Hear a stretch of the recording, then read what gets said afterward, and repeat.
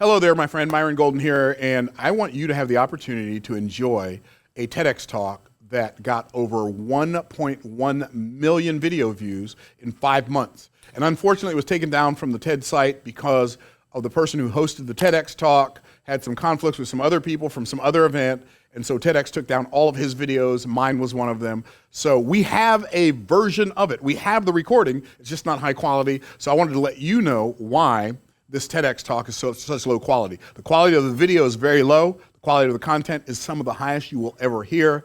And the TEDx talk is called The Master Key to Influence: How to Overcome Procrastination in Yourself and Others. It will absolutely bless you beyond your wildest imagination. Enjoy.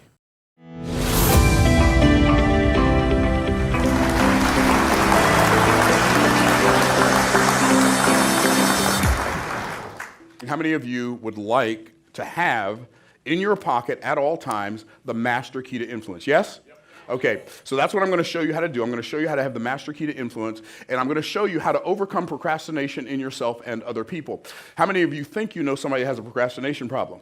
Okay, the reason I asked the question, how many of you think you know somebody that has a procrastination problem, is because nobody has a procrastination problem. Procrastination is not a problem. Procrastination is always the symptom to a problem. And the symptom that procrastination is a problem of, it's the problem of anxiety. That's the real problem. Procrastination is the symptom, it is not the problem. And so what I'm going to do is I'm going to show you, how do you fix procrastination? How do you get the people that you are selling to buy now?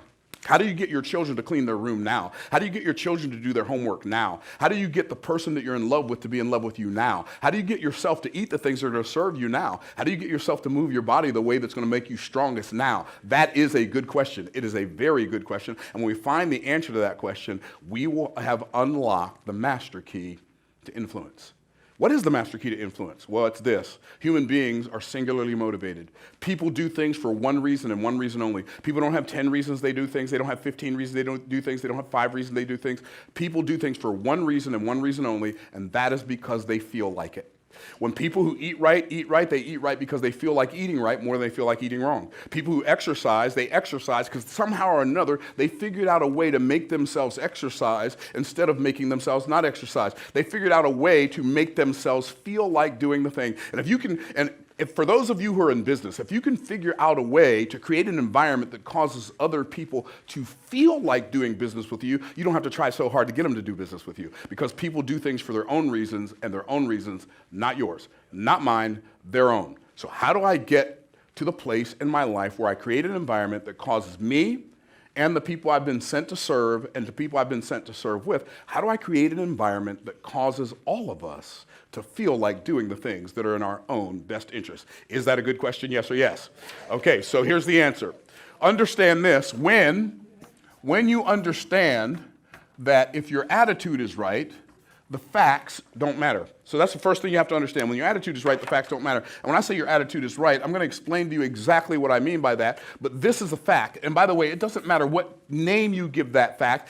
That fact could be bad news from the doctor. That fact could be the loss of your job. That fact could be the loss of a fortune in the stock market. That fact could be having to file bankruptcy. That fact could be whatever. It doesn't matter. If your attitude is right, the facts don't matter. But here's what happens. We observe the facts. We either observe them through our eyes, right? Or we observe them through our ears. We either hear the facts or we see the facts. And then when we see that fact or hear that fact, we put a frame around that fact. And that frame that we put around that fact, is going to be in the form of a focus in our head. I'm going to tell you something. Frames create focus. If you don't remember anything else I say tonight, remember that frames create focus. What does that mean, that frames create focus? The reason we put a frame around the picture is because we want people to focus on what's inside the frame. Everybody tracking? So what you want to do is you want to understand that when a fact happens, you put a frame around it. That frame has a positive side and a negative side, because everything has a positive side and everything has a negative side. It's impossible. Have you ever seen a one-sided piece of bread? Probably not. Have you ever seen a one-sided coin? I don't think so. Have you ever seen a one-sided piece of paper? Why not? Because it cannot exist. It is impossible for anything to exist with only one side. So if it exists, and there's something negative about it, there also has to be something positive about it at the very same time. If there's something in your life that's really super positive, that it has to have a super negative aspect at the very same time. Why? Because there's no such thing as a one-sided anything. Well, we put that frame around it. When we put that frame around it, then that frame is going to cause us to manufacture a belief. And that belief is going to be manifested either as faith or it's going to be manifested as doubt. And this is the part most people don't understand. Most people don't understand, I'm going to say it slowly because most people have never heard it before, faith and doubt are both belief.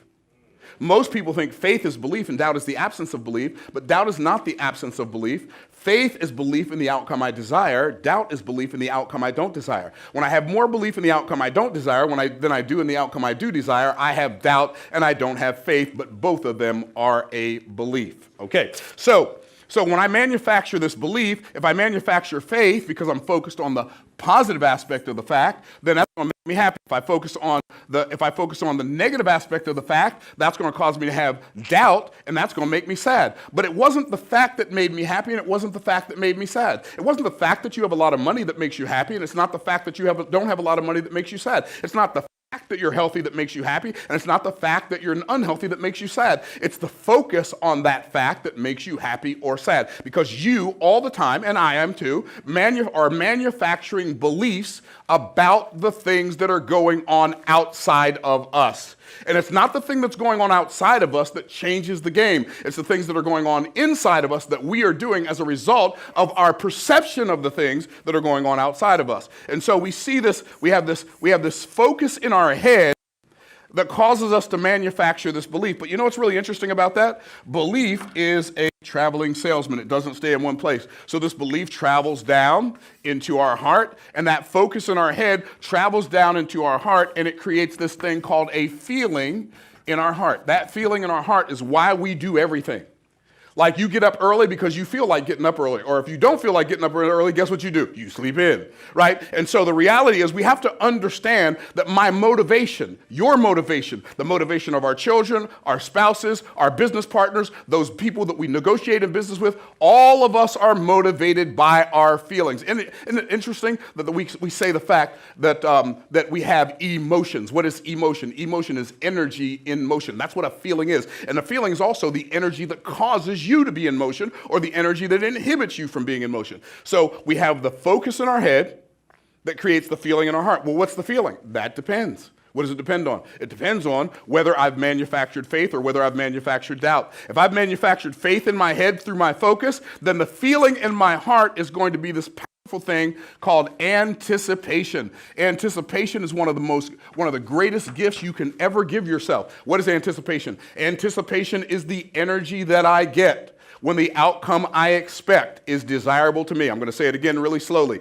Anticipation is the energy I get when the outcome I expect is desirable to me. So when I'm expecting a desirable outcome, it energizes me. I can't sleep. Do you remember when you were a little kid? And I don't know if you were mischievous like I was, but the week before Christmas, we would always sneak into my parents' bedroom, or we'd sneak into the basement to see if we were getting the things we asked for. How many of y'all know what I'm talking about? And so we snuck in there, and I was getting that electric guitar that I'd been begging for years, and all of a sudden, I know I'm going to get that electric guitar, and your parents were probably not sadistic like mine were, but mine always made us go to bed early on Christmas Eve. And I'm like, we can't sleep. What do we? Go to bed. And we're up there, my brothers and I, and we are laughing and talking and acting crazy until 2 o'clock in the morning because we got so much energy from our expectation of what we were going to receive the next day, we couldn't sleep.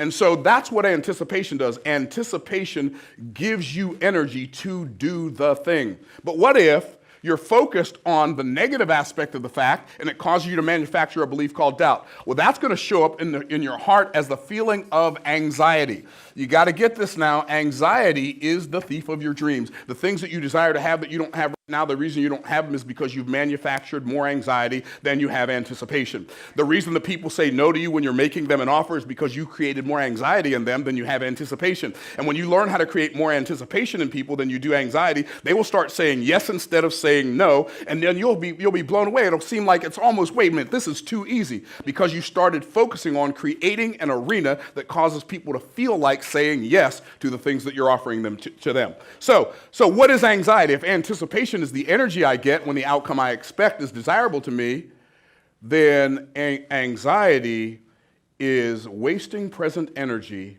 on a future outcome that's undesirable to me. Let me say that one more time.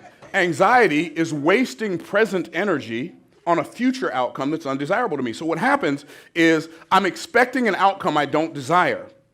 And so what I do, because I'm expecting that outcome I don't desire, I have a physical reaction to it in my body, and that physical reaction feels like fear, smells like fear, looks like fear, tastes like fear, but it ain't fear.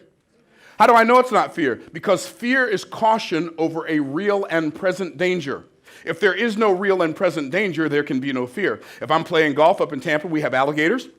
Y'all probably have them down here too. And if you hit your ball close to an alligator, and that ball is really close to the alligator, and you got to turn your back to hit that ball, I recommend you let the alligator keep the ball. Why? That alligator represents a real and present danger.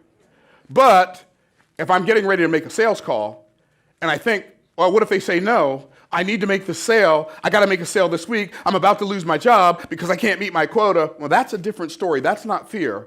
That's anxiety. Because now you're making up a story about the future that's causing you to have a feeling in the present that robs you of the energy to do the very thing that would keep that negative thing from happening. Have you ever heard somebody say worrying about something makes it happen? Well, that's why. When you're worried about something, worry, anxiety, same thing, different word. When you're worried about something, that worry robs you of the energy to take the action that could keep the bad thing from happening. So anxiety is wasting present energy on a future outcome that is undesirable to you. I recommend that you not do that. So Myron, how do people say, I've got a procrastination problem? No, you're just expecting the thing you're procrastinating not to do the thing you'd like it to do. And so therefore you don't do it. If you could paint a clear and mental picture of the outcome you desire as a direct result of the thing that you need to do, if you can see that as the ultimate outcome and that it's going to happen, and if you could get yourself in your heart of hearts to believe that, you would take every action in that direction. There's no such thing as an author with writer's block. There's just an author who expects the book not to sell. If you thought you were going to sell 1 million copies next week, you get that book done tonight. See, it doesn't matter what we apply it to, it always works. If our children believe that their life is going to get better as a direct result of doing the thing we desired them to do because we had them do it for their reasons, not ours, then cleaning your room's easy. All you have to do is give them a reason that makes sense to them and causes them to feel like doing it. Y'all tracking? So what happens is we get a focus in our head. That focus in our head creates a feeling in our heart. When the feeling in our heart is anticipation, it energizes us. When the feeling in our heart is anxiety, it robs us of the energy to do the thing. And then lastly, the feeling in our heart then moves out to our hands, and the feeling in our heart creates a function in our hands, and that function in our hands, when we focus on the outcome we desire and we have faith, that gives us anticipation. That's the energy. The function in our hand is called power. Not only do we have the energy and the power to do the thing, it is impossible for us not to do the thing. When we have anticipation, we get a really, really bad case of the I can't help it. How many of y'all ever had a bad case of the I can't help it? And so what happens is I'm looking at this fact. I'm focused on the positive aspect of the fact. I'm manufacturing faith. It's traveling down into my heart and building up all this anticipation. And now I can't do anything but the work that's in front of me. I'm not going to distract myself by watching a football game or a basketball game. I'm not going to anesthetize myself watching other people on the electronic income reducer live their dreams while I'm living a nightmare. What I'm going to do instead is I'm going to go to work on the thing that's going to work for me, and I know it's going to work because I'm going to make it work. And then lastly, if the feeling in our heart is anxiety, then the function in our hand is powerlessness. And what happens when we live a life of powerlessness is every obstacle we face, we see it as bigger than us. Every obstacle we face, we see it as larger than us. Everything that comes our way, we think it's bigger than us, it's better than us, it's stronger than us, it's more powerful than us, and it has the ability to take anything that we desire away. But when we realize the power that we have, when we master the master key of influence, it gives us the ability to overcome procrastination in ourselves and others. And no will turn to yes, and maybe will turn to absolutely. And I'll think about it turns to where do I sign? Because you have figured out how to create environments that cause people to feel like doing the things that are in their own best interest. That's the master key to influence. I'm Dr. Myron Golden. It's been a pleasure talking to you.